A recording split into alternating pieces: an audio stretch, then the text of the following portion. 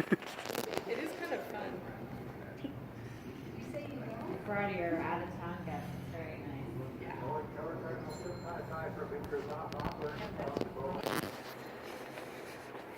So after the ceremony, your guests can use those stairs. Okay. And then, of course, the other stairs are over here. Probably the majority of them will end up using these because they're just a little bit closer to where you're going to be in front of the Rainier wall.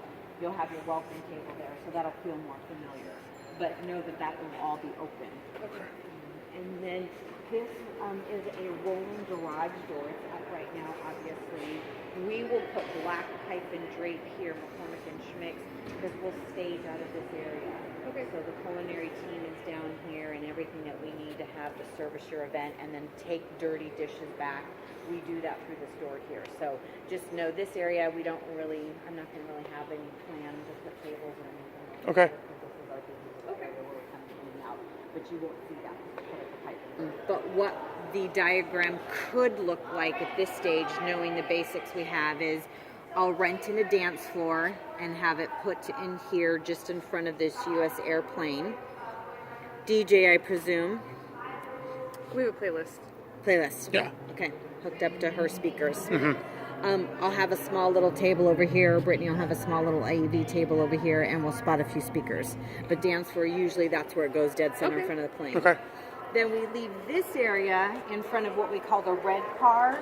This area here, for your size group, will angle here to double-sided buffets. Okay. So you can go down 4 different sides. So one table with 2 sides and another table with 2 sides. So it's very quick for 200, 225 guests. Okay.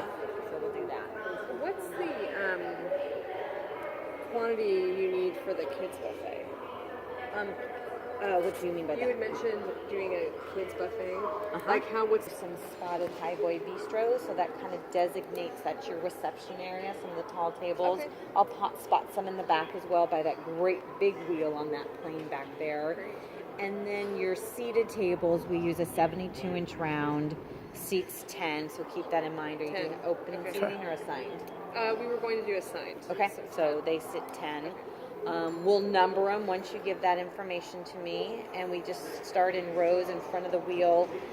5 tables, another 5 tables. I can get 3 rows in between these 2 wheels here. Okay. So with 200-ish people, you're looking at 4 rows, gives you 200 spots.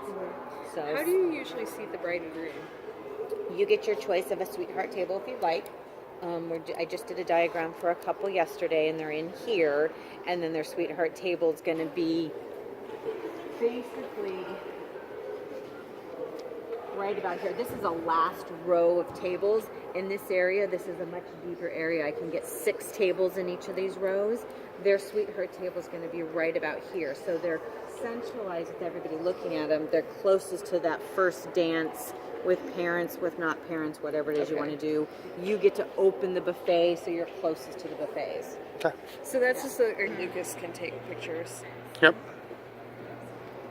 I'll just show you the space. I can take you to the free elevator side, and then you don't have to do the long runway walk here. If you have, bridal party people, parents, things.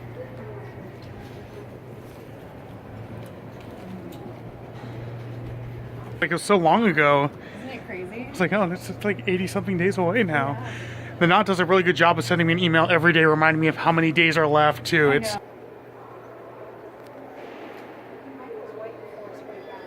Okay.